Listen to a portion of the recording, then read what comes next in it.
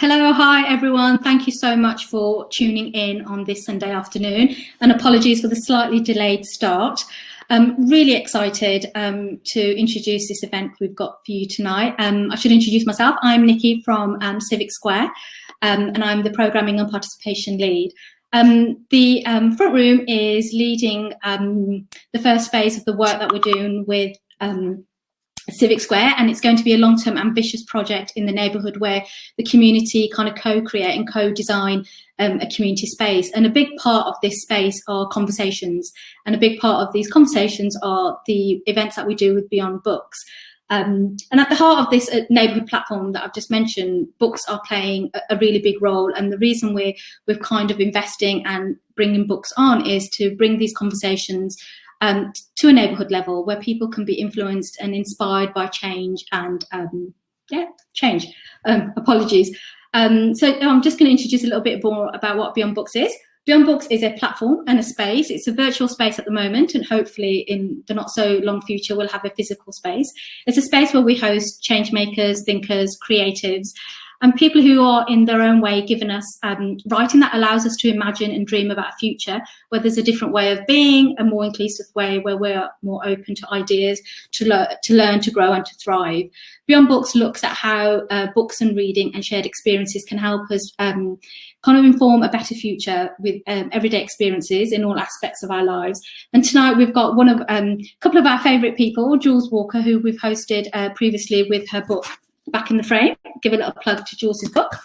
And Jules is going to be in conversation with Hannah. Hannah, who has written a book which came out in April, which I'm hoping you all know about. It's called Revolutions, How Women Change the World on Two Wheels. So tonight's conversation is all about stories and histories about women who have changed the world on two wheels. And often these are stories of women's histories and stories that have either been pushed to the margins of history or they've been forgotten about. We've got a big cycling scene in the city. And most of you will know, if you're Birmingham based, we even now have a designated cycling route. More and more people are making the move onto two wheels. And I hope with this event, not only are you inspired by some of the stories, but you'll be inspired to get out on your bike. And you might also get a glimpse into how Civic Square and Beyond Books are using books in the neighbourhood to kind of change and inspire people. I'm going to ask Jules and Hannah to put on their audio and their cameras now, and I'll let them introduce themselves. But just before I hand over to Jules and Hannah, I'll just remind folk, we will have a Q&A session as part of the event. And if you've got any questions for Jules and Hannah, please do post them in the chat and we'll hopefully get to them. And also, I'm hoping you'll be inspired by the conversation that you'll want to buy a copy of Back in the Frame and Revolutions. And tonight's event is supported by a Black-owned independent bookseller called This Is Book Club. And I'll share links in the chat. And hopefully you'll want to get a copy. But I'm going to say goodbye now, hand over to Jules, and thank you to both of you. Thank you so much for that lovely introduction to us both, Nikki. I'm really, really pleased to be here this evening with Hannah so that we can both talk about revolution, cycling and feminism. So I'm going to give a very quick introduction to myself. So I am Jools Walker. Some people know me as Lady Velo. I'm a cycling advocate who has been on the cycling scene for 11 years now.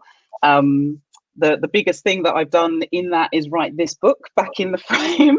So that's been telling the story of how I got back into cycling as an adult and sharing the stories of some incredibly inspirational women in cycling as well, who I thought should have platforms and bigger platforms to be heard. So, you know, it was important for me to be able to share other people's stories on my platforms, which is what I'm about. And yeah, I'm very much into my cycling. I'm very much into the normalization of just the act of being on a bike. And, you know, for everybody out there who feels like this could be a space for them, that it is a space for you to be part of it. And now I'll hand over to Hannah so that she can give an introduction to herself as well. Thank you so much, Jules, and thank you, Nikki, as well, for, again, your lovely introduction. It's a real honour to be speaking at this event. I wish it was in person because my mum's from Birmingham, so it would have been a real treat to be able to come up and spend time there and talk to a Birmingham audience. But I'm very grateful to be doing it online instead. So I wrote a book called Revolutions. So I suppose I'm a writer. It feels weird to say that. But in my day job, I had a baby recently, so I'm actually not working. I'm on maternity leave at the moment. But when I am working, I work for a small publisher. But also, and quite obviously, I am very into cycling, and became more and more interested in the fact that Jools knows all about this, but because she does such amazing campaigning around this, but it's not the most diverse community, hasn't been for a long time, and I became more and more interested in why there were so few women who were cycling in the UK. At least it's around a third of cyclists in the UK are women, which seems to me quite shocking, and I became interested in kind of why was that, and started going back through the history of cycling from the very beginning, and discovering how women had been kind of excluded and sidelined since the very beginning, but how hopefully that's all changing a lot now, with lots of exciting things happening. But yes, that's a little bit about me. So I'm going to dive straight in and probably ask, I don't know if it's a predictable question or not, but there are similarities in our paths into cycling as adults. So, you know, I stopped cycling in my teenage years. So by the time I hit 18, I was done, and then I got back into it at 28 years old. So I was going to ask you, Hannah, why did you stop cycling in your teenage years? What were the things that got you off the bike? Yeah, I don't know if it was any sort of one thing that I can really pinpoint. I think I grew up in Bristol, which actually now is like a really big cycling city, and I think it's always attracted cyclists because the countryside is very close and it's very beautiful, and you can get out very quickly from the city. But in terms of sort of the city itself, there wasn't much infrastructure. It's not like London is now, where there's bike lanes everywhere, and it just I don't know, it just didn't feel like a way that I would get around, which seems crazy now because like as you say, I came back to cycling as well in my 20s, and that is how I get around London. I mean, I very rarely take public transport. When I do, I find it really frustrating because I'm so used to riding my bike now, and like, why would you go any other way? It's so much quicker, it's so much nicer, so much less stressful. But yeah, and just other things took over. Went to university, went to Manchester University. I wouldn't have dreamed at that point of cycling in Manchester, because again, it probably wasn't particularly pleasant or safe, and Manchester's changed a lot. I mean, they've got they're doing amazing things for cycling there as well. But you know, I talk about this in the book.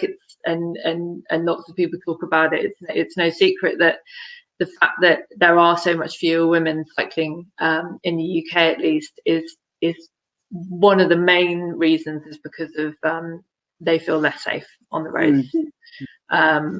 And whereas if you go to somewhere like the Netherlands or Denmark, there's actually more women cycling than men. I mean, it's just a small percentage more, but I mean, that just shows you, because there's such amazing cycling infrastructure, people feel safe.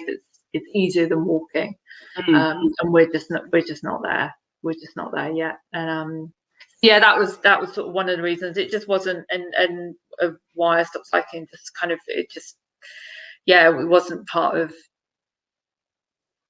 what I was doing. It wasn't what other people I knew were doing. It just kind of like, I just sort of stopped doing it. And then it's sort of when I moved to London, and I was desperate for kind of things to do at the weekend that might take me out the city, have a little bit of kind of feeling of like getting out and doing something fun, and I just started getting back onto it and going to places like Epping Forest, and then gradually got more and more into it, and now all my holidays are about cycling. You get that vibe definitely in the book and from knowing you as well, that, you know, cycling plays a big part in who you are and what it is that you do now. because I was going to ask, like, when you came back into it into your mid-20s, what did cycling seem like to you when you re-entered it? Because it's interesting talking about the things that, you know, if there wasn't one particular thing that stopped you from cycling when you were a teenager.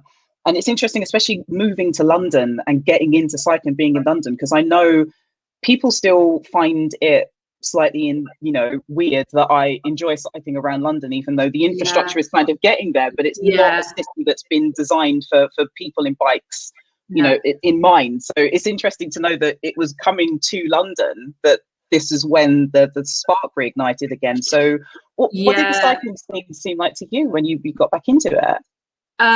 Well, at first it was more the cycling outside of London, weirdly. I'd hop on a train, go to the countryside.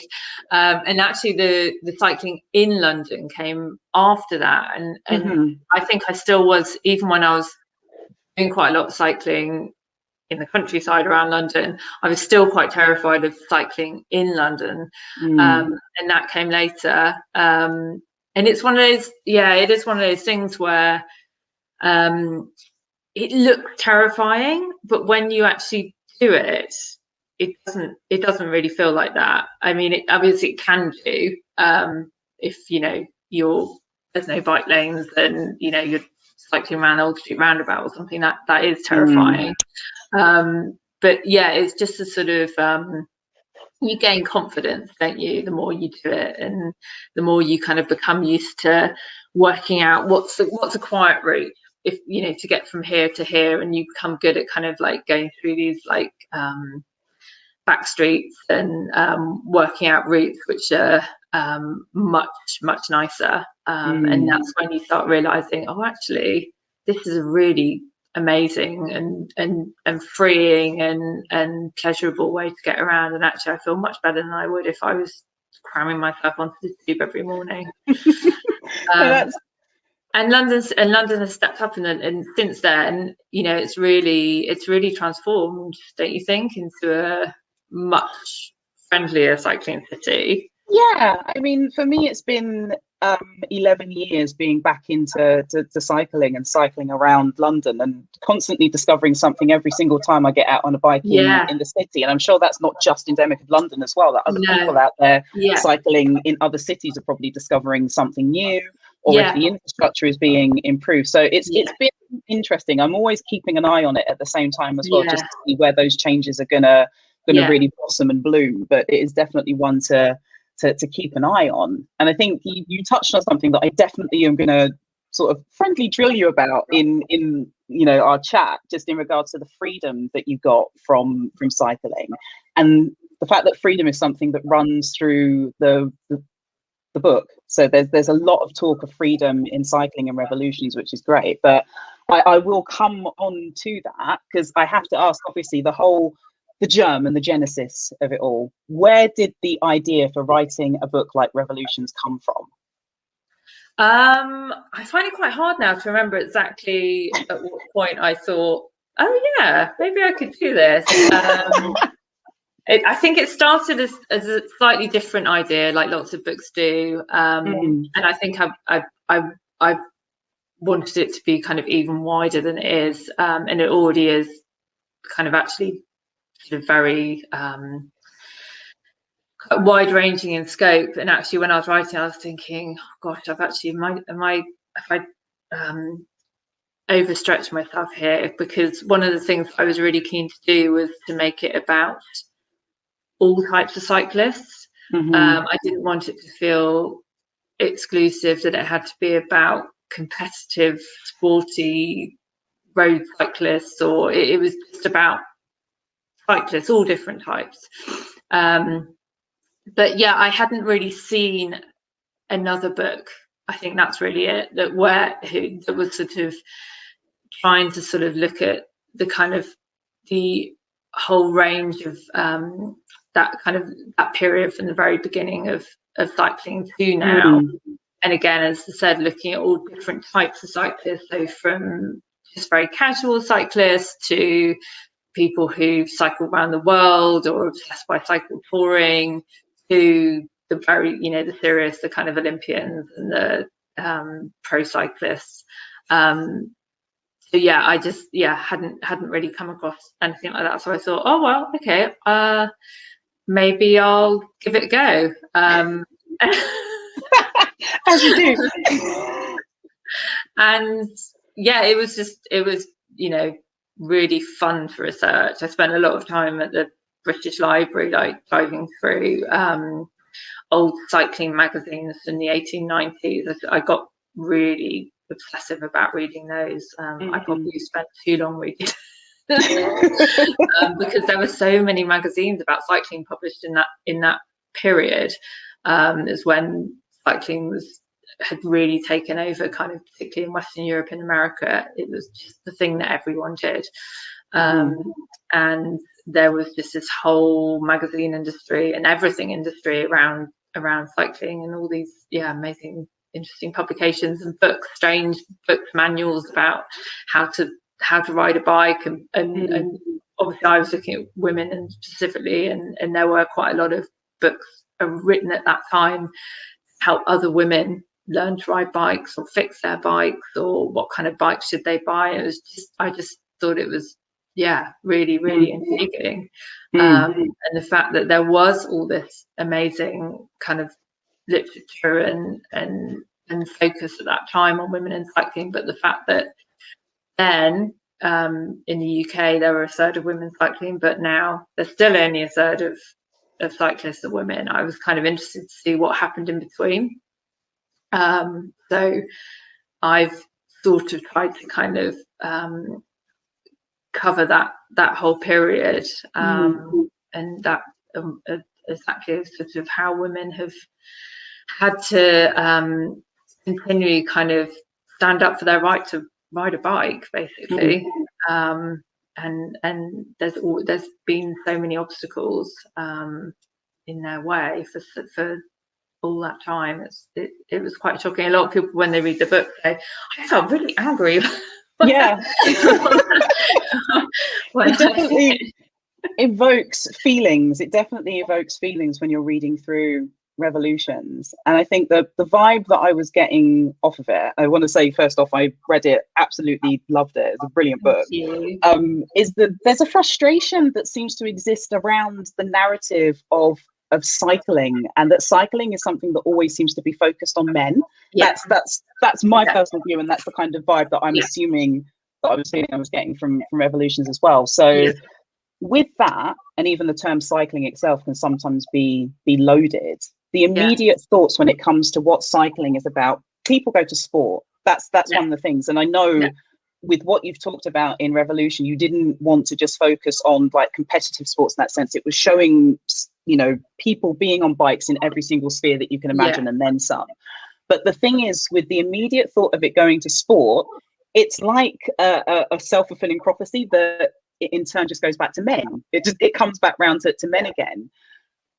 Do you feel that kind of the disparity with how cycling is seen as a sporting thing and cycling is seen as something for men is something that exists in all aspects of being on a bike? So from competitive level through to just everyday recreational cyclists, the focus still seems to be quite on men in that world. I think yes. You're absolutely right about that kind of how so often there's that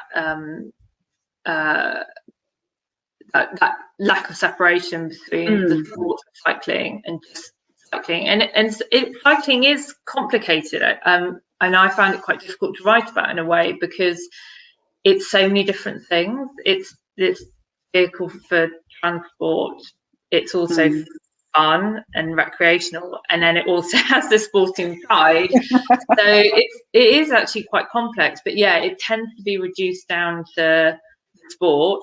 And then because of that, because the sport is so dominated by men, historically the media has focused on those. There's been less opportunities for women to compete. That's changing, but historically, until quite recently, I talk a lot about the Tour de France as when you talk about cycling to people, that's one of the first things that comes to their mind. And the Tour de France is a men-only race that dominates the media. So it's sort of, there is this really kind of skewed perception of cycling because of all these things. And when I would tell people that I was writing this book, I would say mostly people assumed that I was writing about the sport of cycling. Yeah. And then I would often get kind of slightly, I felt like I was sometimes be like tested slightly on my knowledge of professional cycling, which I have an interest in, but it's not my, it's, you know, I just really like cycling, but that doesn't mean I have to follow the Tour de France, basically. Because cycling, as I said, is all these different things, and it just doesn't mean, but I feel like there's this sort of pressure from some areas where if you say you like bikes or you like riding bikes, you feel like you also then have to demonstrate a certain amount of knowledge for almost like you have to prove yourself that, you know, that you can tick these boxes, that you know about all of the races, all of the classifications, everything, and it's just like, no, it's the same thing so for me as well. It's so off-putting for people, and you know about this, Jules, as well, but the kind of bike shop sort of mentality, that's changing as well, you know, massively. And I talk about the London Bike Kitchen run by kind of women mechanics, and how that, you know, but how historically women have felt quite unwelcome in those spaces as well. That again, they're being tested. Not that there aren't women who know all about these things, because there are, but for men and women who aren't so interested, that can often be a quite an off-putting space as well. So yeah, there's you know, cycling's amazing, but there's also all these kind of points where you can feel like you're being put through a sort of examination, and a test of your, you know, are you really into cycling? It's wild. It is wild. I've definitely experienced that, and there's just, you know, those elements of that lack of representation in both recreational cycling and in sports cycling as well. It all seems to feed into the machine. Do you know what I mean? So it's an interesting and if not tricky one sometimes to navigate. And you know, there's nothing wrong with just being into being on a bike for the love of being on a bike as well. You don't have to be an expert or a master, and it's why I talk about the word proper, which is why I can't stand the word you're a proper cyclist, or you have to do it properly in order for, you know, it to be real. So it's like that. We'll push that to one side. and I say all this as no criticism of anyone who is really serious about cycling. No, it's like not. All of that is brilliant as well. It's just everyone has their, you know, different level and different area of interest, and it's all fantastic. The more people on bicycles, the better, no matter how you're doing it, what kind of bike you're riding, what you're wearing. It's all great. Enjoy it. Now, I have to ask about the very interesting quote for your book that was taken from the brilliant review that The Guardian did on it as well. And it's on, just for our listeners and viewers, it's on the poster for this event as well. And I'm just going to very quickly paraphrase it. But a male cyclist is just a bloke on a bike, but a woman appears political, independent, shockingly sporty, or suspiciously saucy. I don't know why I like suspiciously saucy as well, just the connotations of that. And, you know, I wanted to bring that up because it's the fact that a woman on a bike is still seen as something that's quite shocking, or that you have to be making a statement if you're going for it, whereas men don't have to worry about that they're getting on a bike and they're doing their thing. I don't know. I kind of want to ask the reason why I bring this up, and I hope you don't mind me bringing this up as well, because you did mention that you had a baby recently as well. Did it feel like some kind of political statement to still be cycling while you were pregnant? Because if I've got this right, I think you were still cycling quite late into your pregnancy. Was it about like 7 months into your pregnancy you were still on a bike? Yeah. Well, I did, yeah. I mean, yes. I wasn't sure how long I would cycle for. I set out, when I knew I was pregnant, I set out to carry on. And I was cycling into work, and the only time I took the train, that was the closest I ever came in my pregnancy to passing out. Oh, God.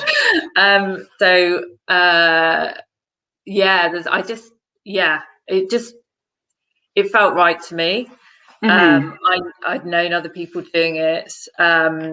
At the time, the professional cyclist Helen Wyman had a baby, I think it was a few months before me, and I was kind of following her on Twitter, like going to all her doctor's appointments and, you know, on a bicycle and through the snow, and she lives in Germany now, and I thought, well, yeah, I'll probably just do the same, because it's, you know, it's so you know, it's not just cycling. Anyone who cycles, you know, when we touched on the kind of the feeling of freedom and independence, but you know, for my mental health as well, it's so important. It makes me just feel good, and that, you know, being pregnant, I wanted to continue having those benefits. I didn't want to feel like, oh, I've now got to get the tube. So yeah, I continue, but sort of knowing that other people have, you know, I knew that it had taken different decisions. They decided not to continue cycling when they were pregnant. And then the pandemic hit. I was still doing sort of relatively long rides up until that point ish. I mean, I was I've wrote this somewhere about how I was sort of more interested in cafe stops. Interesting cafe stops.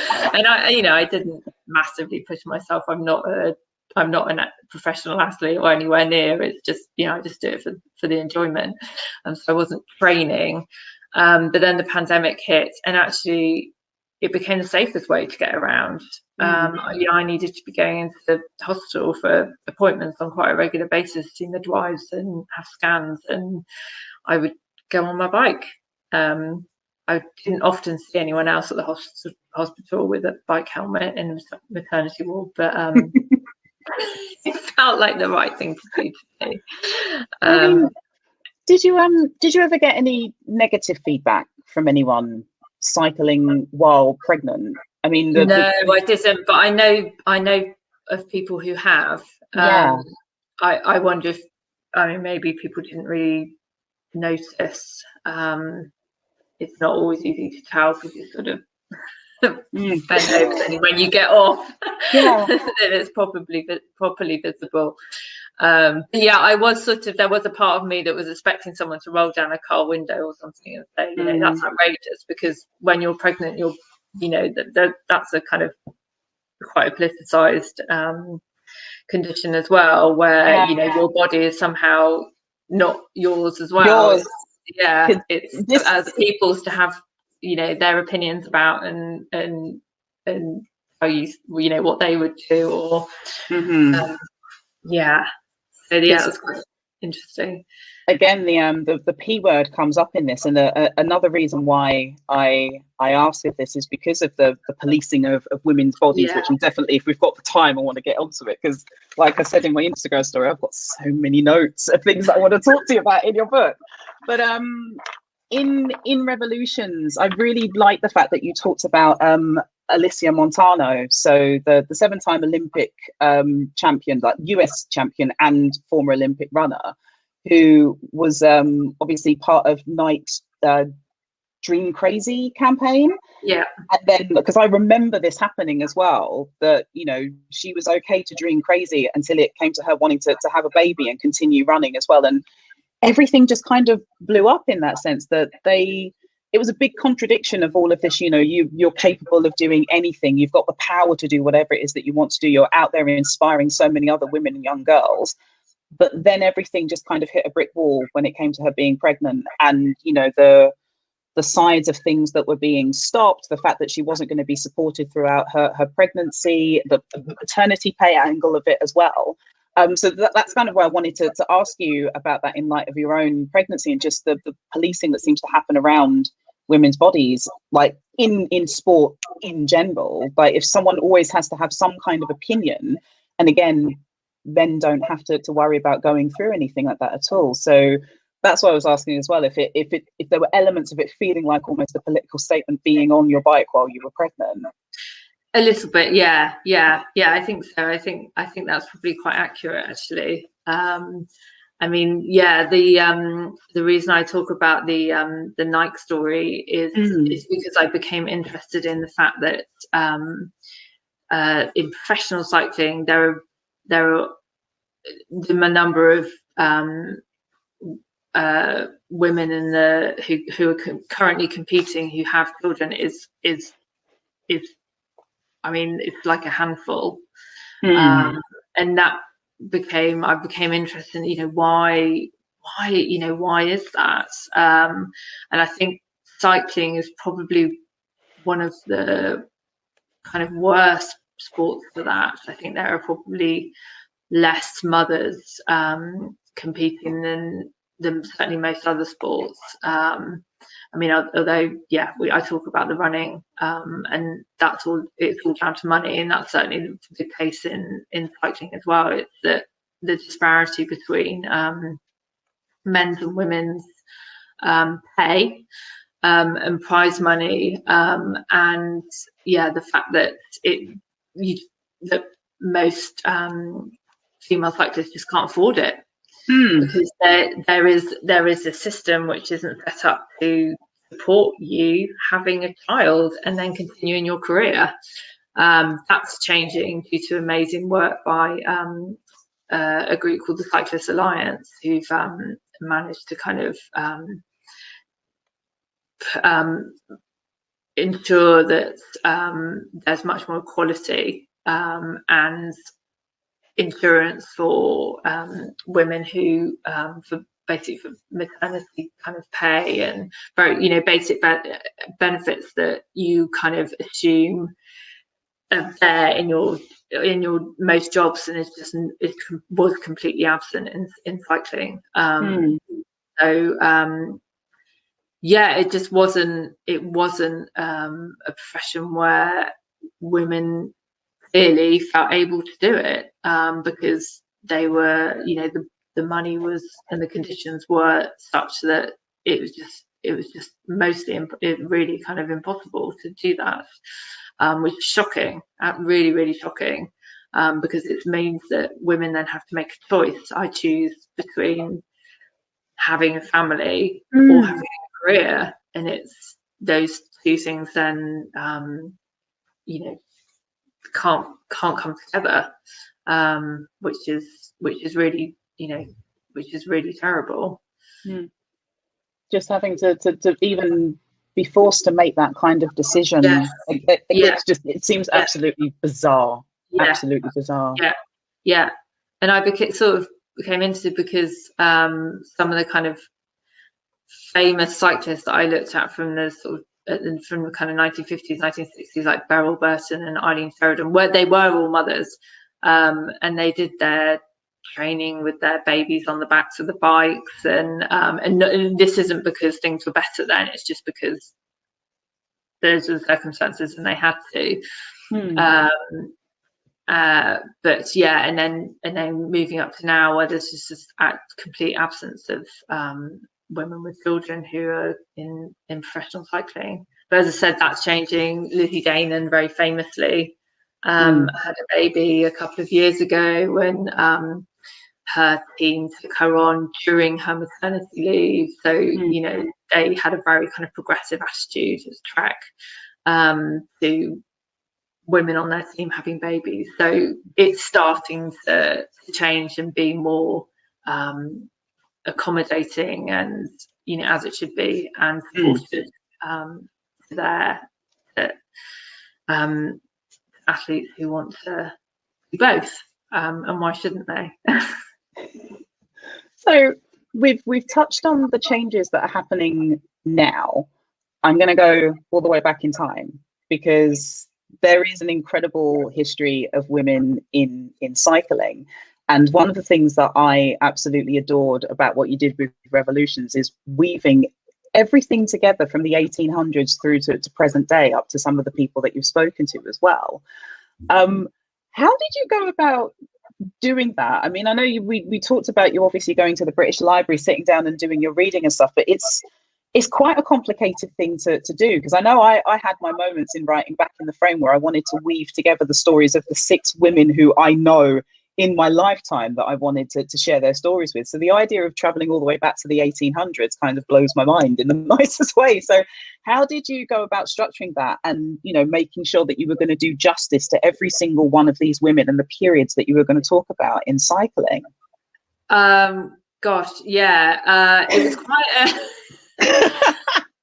I did spend quite a lot of time like agonizing over this structure. Whether I got it right or not, I don't know.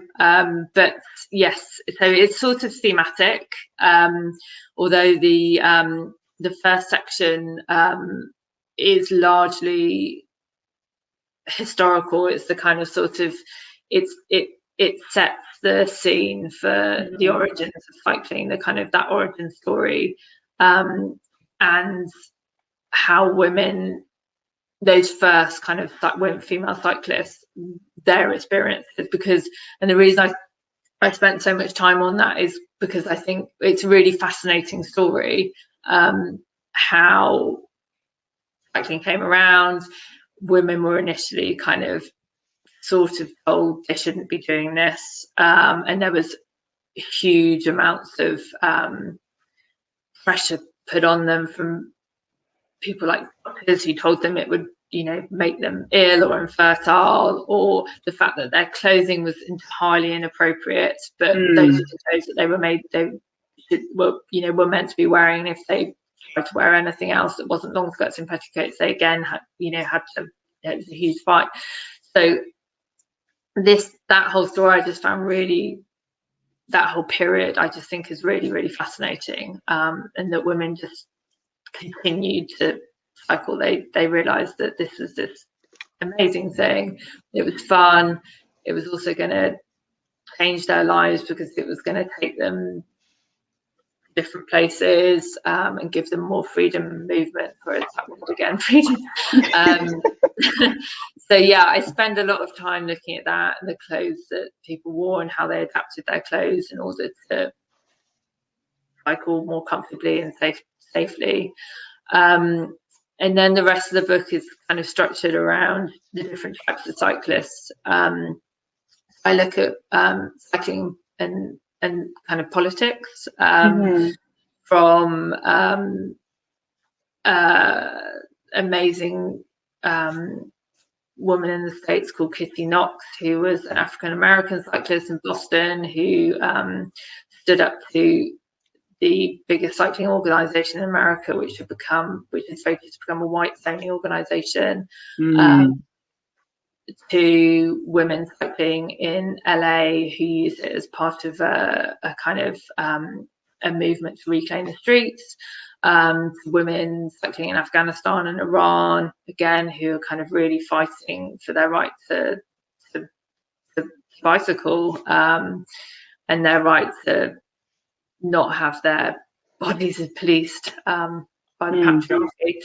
And then I look at and then, you know, suffragettes and how they used it in their kind of spread the word about votes for women. I look at Simone de Beauvoir, how she used cycling in a slightly less political way, but as a way to sort of have a personal freedom from occupation during the Second World War, when she lived in Nazi-occupied Paris. And then I look at amazing women who've cycled huge distances, so cycle tourers essentially, some incredible Victorian women explorers who cycled thousands of miles to places where people had never even seen a bicycle, let alone a woman on a bicycle, often doing it in great long skirts and all the paraphernalia that being a Victorian woman at that time came with, to people like Javla Murphy, who cycled from Ireland to India in the 1960s, and women doing around the world records today. And then I look at the competitive cycling. And one of the things I was really interested early on when I was researching the book were women, because my great-grandfather had been a competitive cyclist, an amateur competitive cyclist, but I was in the 1890s, and I was interested in whether there were women who were also cycling in races at that time. And in fact there were, and it was very popular spectator sport. So yeah, I look at the kind of history of how women have been cycling from the very competitively cycling from the very beginning, and how they've been fighting for that right to be a professional cyclist, and have all the opportunities available to men, and that's really kind of interesting and frustrating story, but full of incredible women who've stood up to the kind of the professional cycling organisations and fought for women to be included and have more opportunities. And it's fascinating. Because this is the thing that got me reading your book. The political history of cycling and women in cycling is something that I honed in on immediately. Because just going back a few steps, there are, the fact that women have always been active in this sphere from the very beginning. Yeah. And quite often their stories are erased. The stories of women are erased. But folks are quite often aware of the role that the bicycle played in the suffrage movement, which we've just talked about. So we've talked about the suffragettes and the Pankhursts and Susan B. Anthony, who, I'm not going to lie, is problematic for me. And it's the fact that I even quoted Susan B. Anthony in my book and then found out many, many miles down the road why that wasn't the whole story. And that's something that gets me. And I'm gonna say the quote out that people may or may not be aware of, but I will cut off this right arm of mine before I ever work or demand the ballot for the Negro and not the woman. And for me, that's something that's always going to stick in my throat with what I did with Back in the Frame, because there has been, for me, a betrayal of Black women and the erasure of the role that Black women played in the history of cycling. So that's why when I was reading Revolutions, I was really pleased to see that you addressed this. It was something I really wish that I could have done better in Back in the Frame if I was better educated about it. And I have no problem holding my hands up and just saying I wasn't aware. But this then feeds into the problematic representation of the history of women in cycling, or Black women in cycling, and how that's been presented. So my thoughts on that is that there are the gatekeepers who get to tell and control that narrative when they talk about the stories that they want you to hear and they want you to know.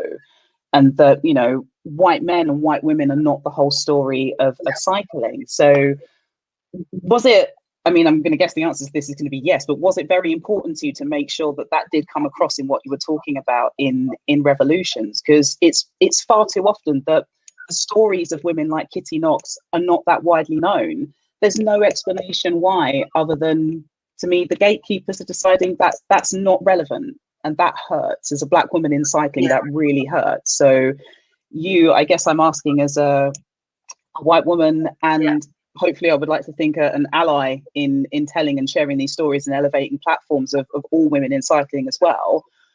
Was that incredibly important to you to make sure that you were telling these stories in Revolutions and not erasing us from history also? It was massively important. But then I also was very conscious of, and whether I succeeded in this or not, is presenting their stories, but not speaking for them, if that makes sense. Because I'm conscious of my, I am a white woman with various, privileges, and I didn't want to feel that I was using their stories as part of my agenda, or I really wanted to present their stories as to let their stories speak for themselves. I don't know if I'm making sense, but I feel that I was giving them a voice rather than speaking for them. Yeah. I mean, obviously I'm speaking because I'm writing it, but and many of these women, you know, they're not around for me to interview or to have their voice on the page. But as much as I was kind of conscious of giving that space to them. And I wish I could have found more stories that represented that history. And sadly, I didn't. And I don't know whether, Jools, you know many more stories from back from the 1890s. And I mean, there was an amazing book that I read. The name completely escapes me, which had focused very a lot on Kitty Knox's story, and all the African American cycling organisations that were around at that time, and it was just it was completely wonderful. I don't know if you've come across it. The research was really kind of extraordinary. That was one of the resources that I used, but I didn't find very many. But maybe I wasn't looking in the right places. I think it's not necessarily, I would say, not looking in the right places for it, because it's like I said about my further education, we'll call it, on women like Susan B. Anthony, where these women are presented to you and lauded as being these, you know, great activists and, you know, a whole part of this movement. And obviously, you know, the emancipation of women on bicycles being one of the greatest things and what have you. And, you know, when that's constantly being fed to you and you're kind of not questioning it, that's almost, to me, where the problem lies, is that you're not even able to question it because you'll take some of this stuff as gospel. So, you know, I think, you know, if we're able to arm ourselves with the tools to find out more, which I think is what you were doing with Revolutions as well, that's a great step and a great direction to be moving in. Because even I myself, I still find out something new about the role that Black women and other, you know, people, you know, in cycling in that sphere, so other Black women and, you know, women of Indigenous backgrounds, I'm still learning, and I don't mind saying that I'm still learning. It's disappointing sometimes. You feel like you really have to dig around for this stuff, especially in the history of cycling, because, as I said before, white men and white women are not the whole story of cycling. There is so much more to learn, but that's the wonderful thing, that if you're prepared to go out there and find out more and understand that the story is much bigger, and, you know, it's on the right path. But in saying that, you know, in the book, you have spoken to, I'm going to call them living legends within our lifetime as well. So, you know, you've spoken about, you know, Black Girls Do Bike, Africa Rising, obviously Aisha McGowan, who I had the pleasure and joy of being able to interview for Back in the Frame as well. I was so thrilled to see that Yewande Adesina was in your book too. So it's just like these incredible women who, you know, are kind of carrying the mantle, I guess. Like, you know, they're telling new narratives, they're sharing these stories and making people aware. So, you know, I just wanted to say, like, that it was great to see that you were speaking to these, as I call them, the living legends that exist in this space now as well. And just why that was important to you. I just wondered why that was important for you to be able to do that. It was, hugely important. Again, I mean, I sat down with Yewande, and she's been lovely and really supportive, and I just wanted to make sure that I was representing that side of the story, because it's like you say, it's massively important.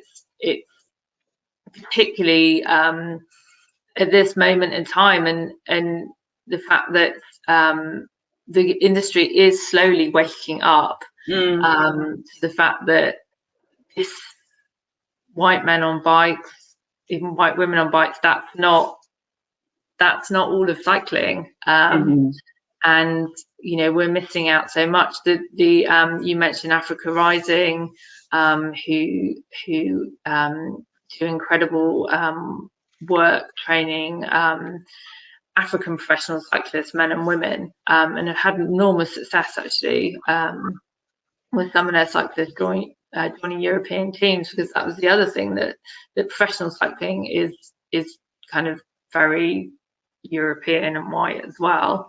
But again, that's something that's changing, and I really wanted to acknowledge that and just make, because all this goes back to the fact that I say this repeatedly in the book, that cycling needs to be more representative, because that's what it hasn't been. And for me to write a book where I'm just talking about white women, again, I'm just falling, I'm making that mistake all over again, because that's not all of cycling. And I wish I could have made it, I wish I'd had, made the book could have been twice as long, and it could have been people from, I talked to people from Afghanistan, I talked to women from Iran, India, because they've all got fascinating, important stories. It's not just a Western European or North American thing as well. It's, there are so many different stories and experiences and histories. I've just barely kind of even touched the surface.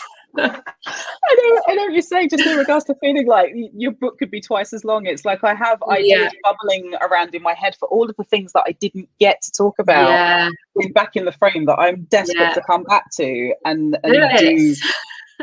You know what, it's when my brain clicks back into writing gear, because every time I'm trying to do long form writing, I remember what it was like doing Back in the Frame and just being like, that was a long 3 years getting all of that together, but it was worth it. But then just realizing that you've literally just scratched the surface of the subjects and the topics that you want to talk about, and the women in cycling as well.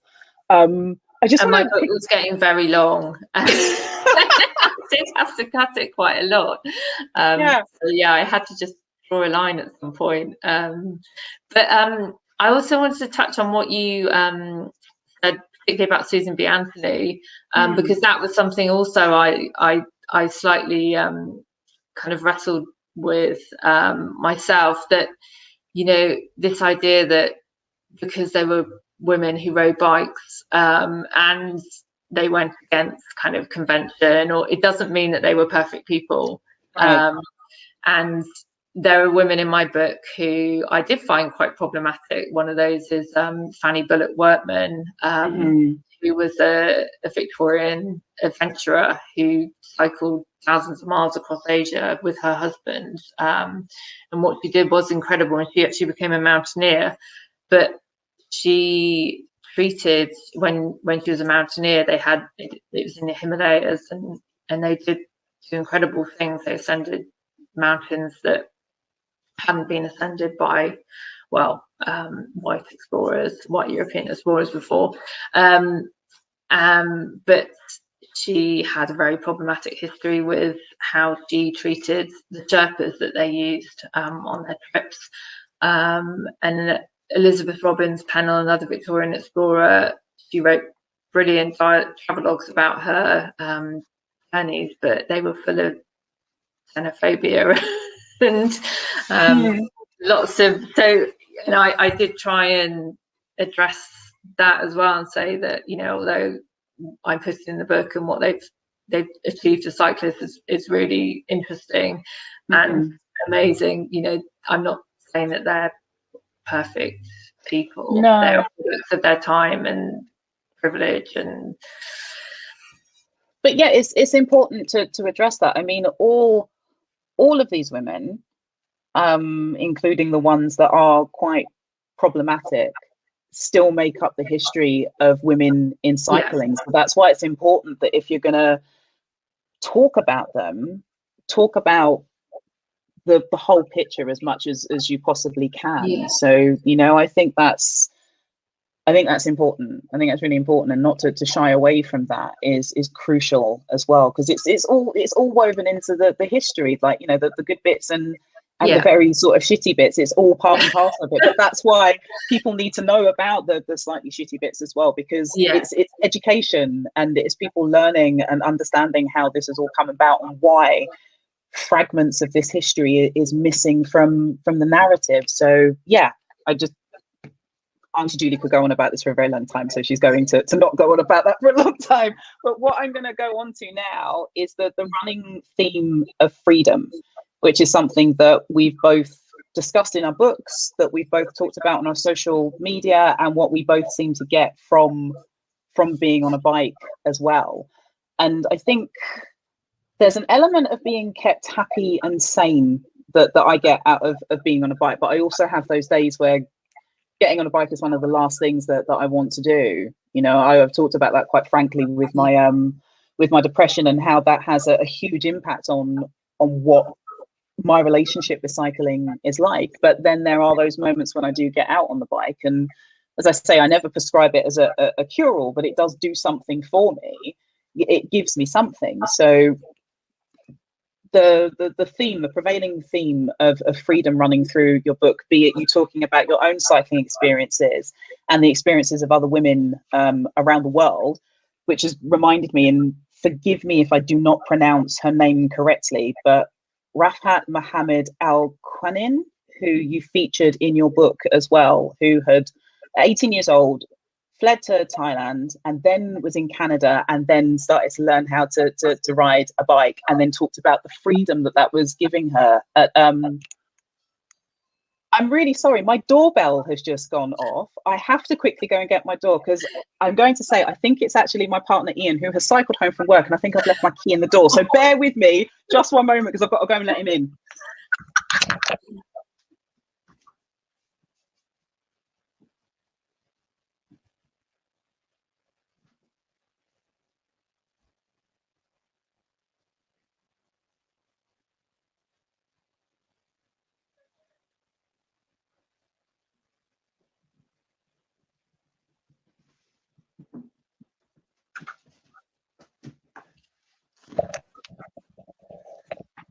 All good.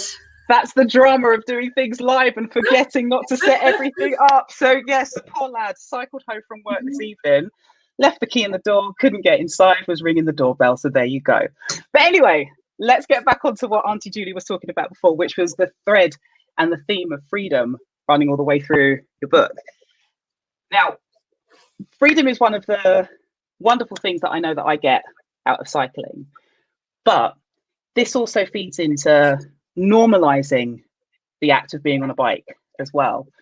So you very much center women in your book, telling that story, centering women so that they can own those stories and narratives in cycling as well.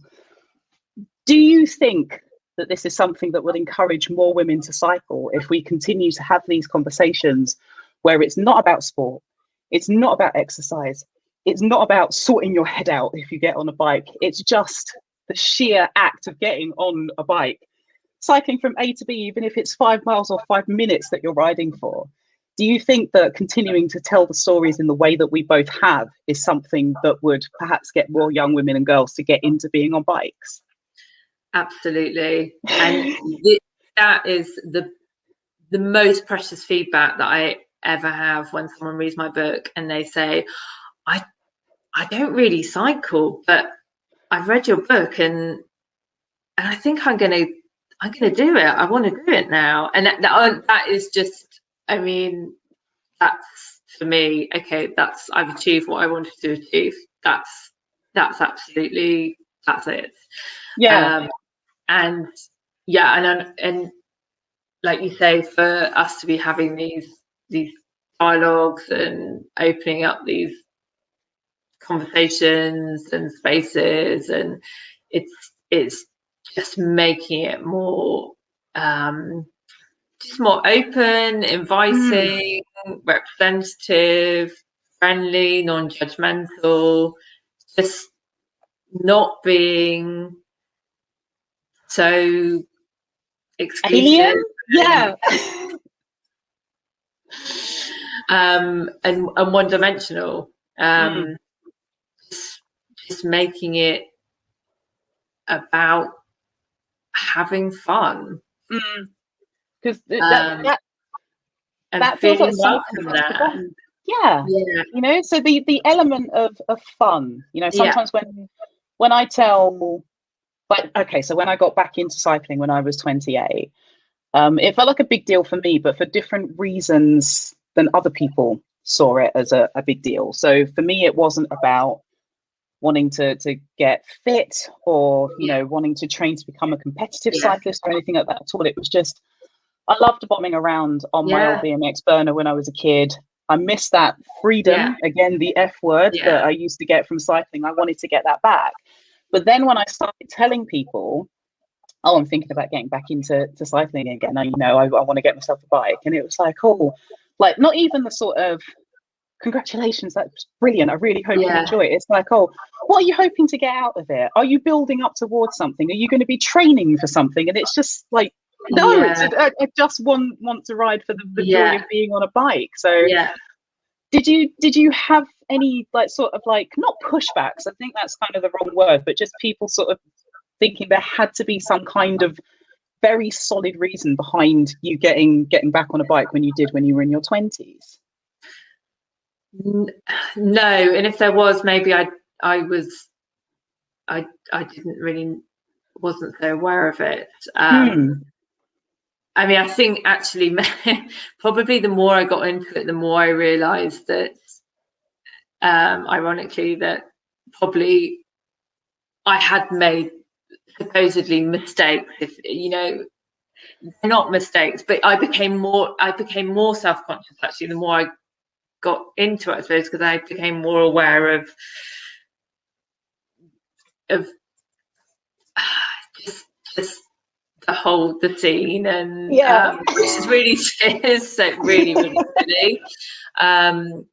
Whereas at the beginning I didn't care. I didn't care what I was wearing. I didn't care, and I, you know, I still don't really, and you shouldn't.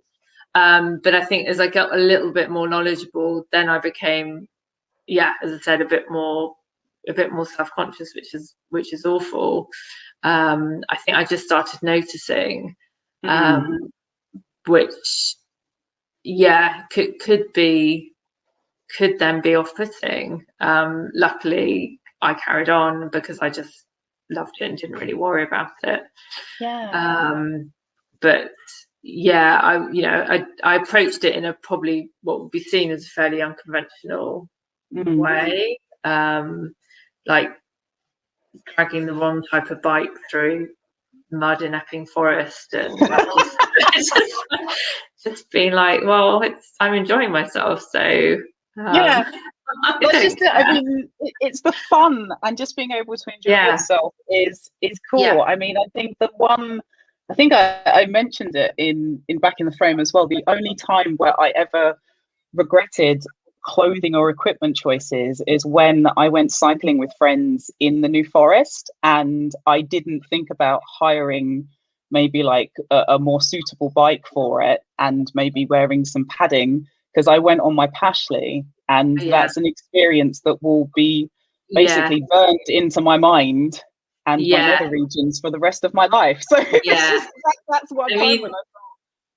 I mean, when I say don't worry about your bike and you quit, I mean there is a reason that there are different types of bikes. And that is one thing I do say to people when they talk about buying a bike. I say, get a bike in mind for the fact that you might want to do more cycling than you think you do. That's always the thing I tell people. And I remember getting, when I had got quite into cycling, persuaded my friends to cycle across the Isle of Wight with me. They will remember this bitterly. But one of my friends had a Pashley and the other had a bike. I don't think it had any gears. Wow. And they... Is this the Isle of Wight Randonnée by any chance, or was it just... No, it was just... we and I remember swapping bikes with one of my friends to give her a break for a bit. That they didn't enjoy that so much.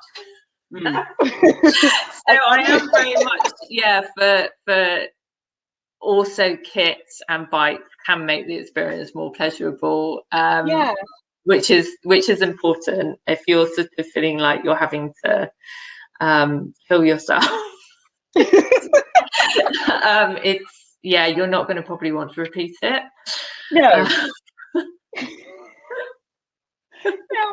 I guess must touch upon this as well, because you talk about it at the beginning of revolutions. This kind of ties in what we're talking about with, you know, equipment and kit and suitability, like of your clothing when you're on the bike. But there's a huge history in, you know, the clothes that women could or shouldn't be seen in on the bike, and sort of the restrictions that came with the clothes that women were expected to be in, that almost felt like it was something that was deliberately keeping women off of their bikes as well. So I touched upon it a little in Back in the Frame. You went into it in great depth as well on revolutions, but I could have written a whole book on this. Gosh. I loved it. I loved researching this. And again, going back to the old magazines in the 1890s, all the fashion plates for women's cycle clothing, and I mean, and what were the latest fashions from Paris? What are women wearing on their bikes in the Bois de Boulogne, and all these beautiful illustrations and black and white photographs? I just like, wow, that's how popular cycling was then. That you know, people wanted to know, and they would ring up their tailor and get the latest cycling clothes made for them.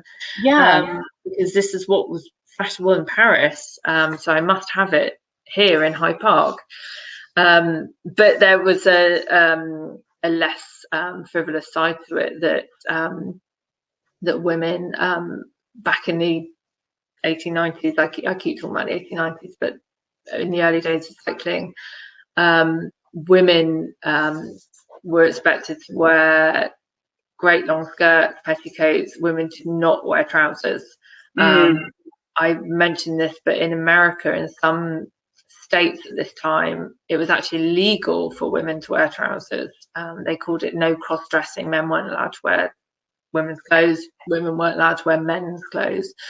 In France as well, it was illegal for women to wear trousers until cycling took off, and then they changed the law to say that women could wear trousers if they were holding the reins of a horse or the handlebars of a bicycle, because even they recognised at that point that it was better for women to be able to wear some kind of trouser. And it took off in the UK as well. To a certain extent, it was what was called rational dress. Some women, usually sort of slightly braver women, and they were usually feminists as well, who they wore these bloomers or pantaloons that went to just below the knee, and a jacket, and that were much more sensible than a great long skirt and miles of petticoats, which could get all caught up in your chain, or get caught by a strong gust of wind, or but yeah, I talk about how Victorian women's clothing was really designed for women not to go very far, right? And it certainly wasn't designed for getting on a bicycle, where you would be going far, or hopefully you'd be going far. So yes, and then, you know, and then talk about sort of clothing, how political women's clothing is now, and again going back to the cycling and sporty kind of equation, that some women don't think that they can ride a bike because they think that in order to ride a bike they have to wear lycra cycling shorts. So it's sort of gone the other way, that you can sort of wear what you want on a bicycle now, but that's also off-putting to some people. They think, actually, I just want to wear what I'd normally be wearing. I don't want to be, you know, wearing lycra shorts or I just want to wear a dress, or what you want to wear. What I want. What I for them. I find it fascinating how the history of women's clothing in cycling has a relationship with, you know, women wanting to wear what they want to wear on a bike, and not to be, again, the P word, to be policed about it. And I just wanted to highlight something else that I saw in the book as well. So we were talking about women in high society. You talked about in your book. So specifically, the Duchess of Somerset, who had to have the latest model and the latest clothing, like, you know, on the bike, and making bicycling fashionable, which is interesting because that's something that in the very early days of starting up my blog, Velo City Girl, I was very much about cycle style. Maybe not to the extent of having like a amethyst encrusted bike or anything like that, but you know, I found that fascinating in the book as well. Was it Tiffany's that did that bike or something? Yeah. So, you know, yeah, that's, you know, that's the other end of the scale. But then just the restrictiveness of some of the clothes that women were supposed to wear, therefore you weren't able to go on a bike, and you know, it wouldn't have been particularly comfortable or practical for you to do that.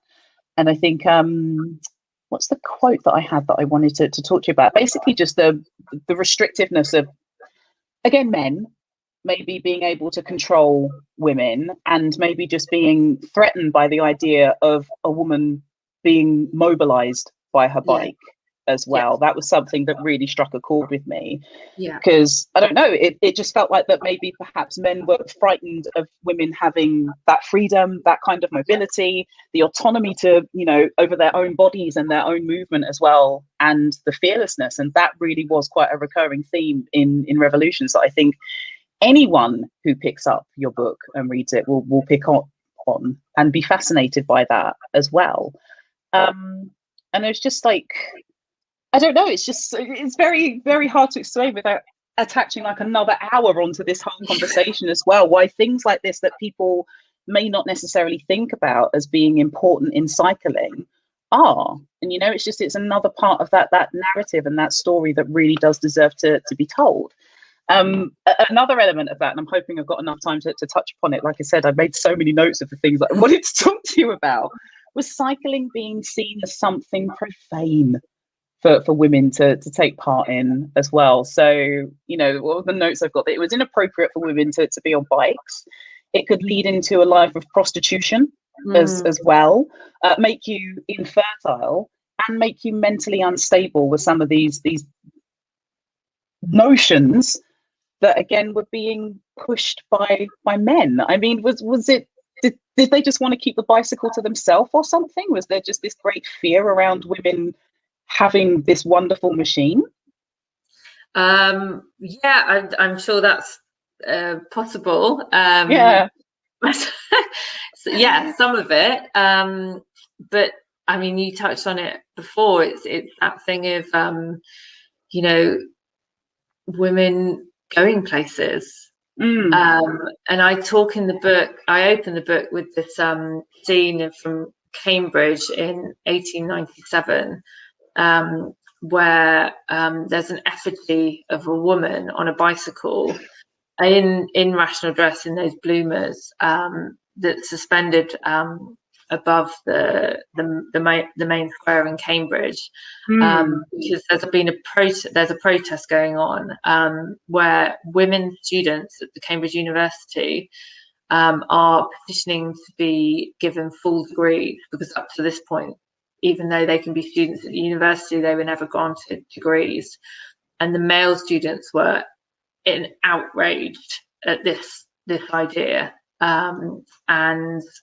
it was turned down, and it was years and years until women were granted full degrees at Cambridge. But I see this as a really interesting and quite symbolic episode, this idea of you know, she was on a bicycle, this effigy, because there was this connection in these men's minds between a woman who bicycled and a woman who wanted an education and all the things that come with that: independence, earning your own money, freedom. Again, that word.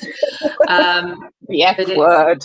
Yeah, and these were, at the time, they were referred to as new women. This was, of course, pre-women having the vote, decades before women had the vote in the UK.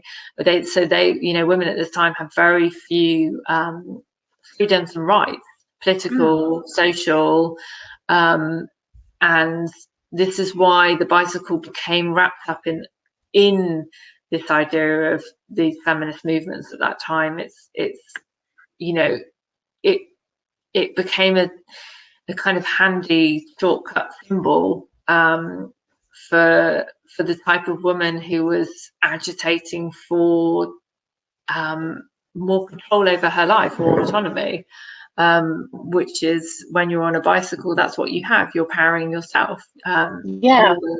You're self-sufficient. You can go where you want to, and you refer to all these sort of opinions and views at the time that that women who got on bicycles were immoral.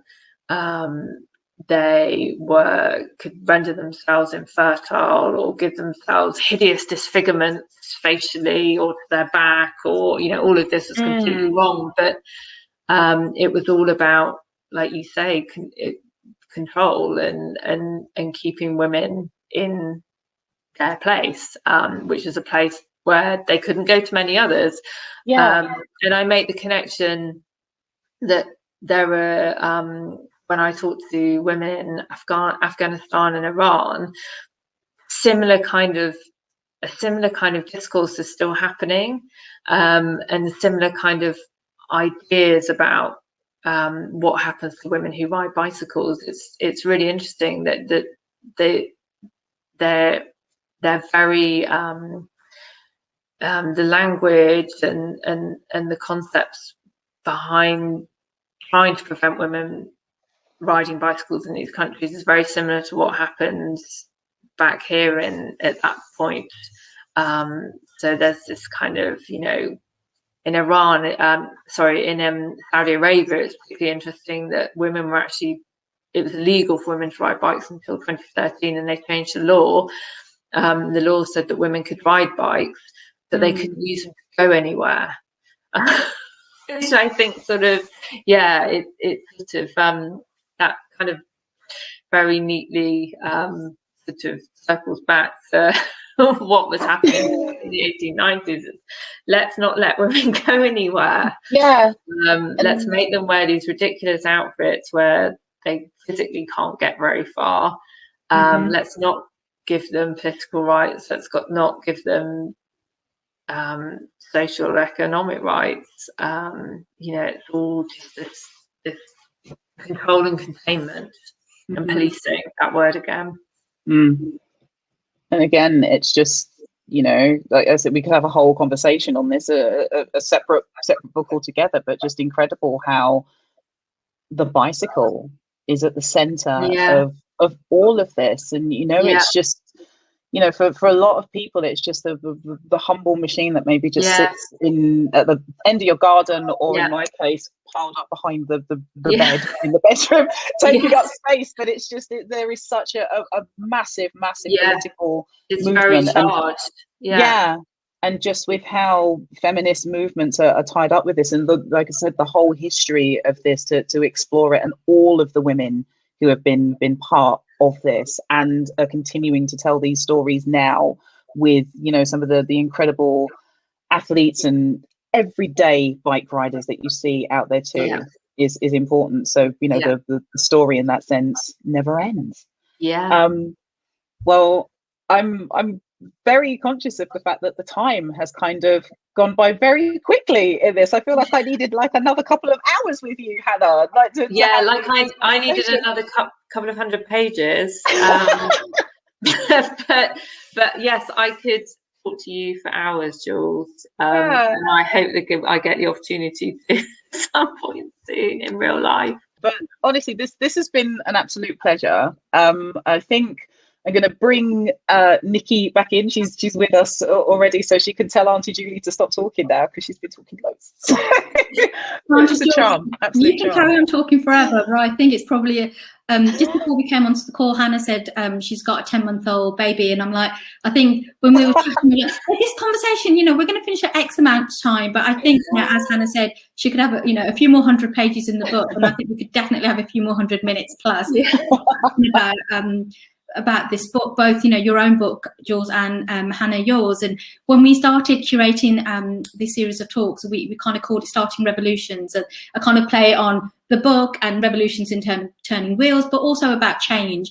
And I think it's conversations like this, and, you know, your personal story, Jools, in Back in the Frame, and Hannah, some of the stories and histories that you've captured, they're all about, you know, creating change and inspiring people to get on their bike and kind of be in spaces that, you know, society, whether it's men, whether it's, you know, white-led voice or something, is telling you shouldn't be part of that space. And I'm hoping events like, you know, tonight's event have inspired folks to kind of think, oh, actually, I want to delve into that story and see how it can impact on my life. And this Beyond Books event was the second in the series of 3 events. The first one was based on Ali Baskerville, who's also in the call today, curated an exhibition a couple of years ago called Babs on Bikes, and it looked at women and non-binary folk in the city who hadn't been on a bike for a while, or what made them get on a bike. And then obviously, Jools, we hosted you a couple of years ago with Back in the Frame.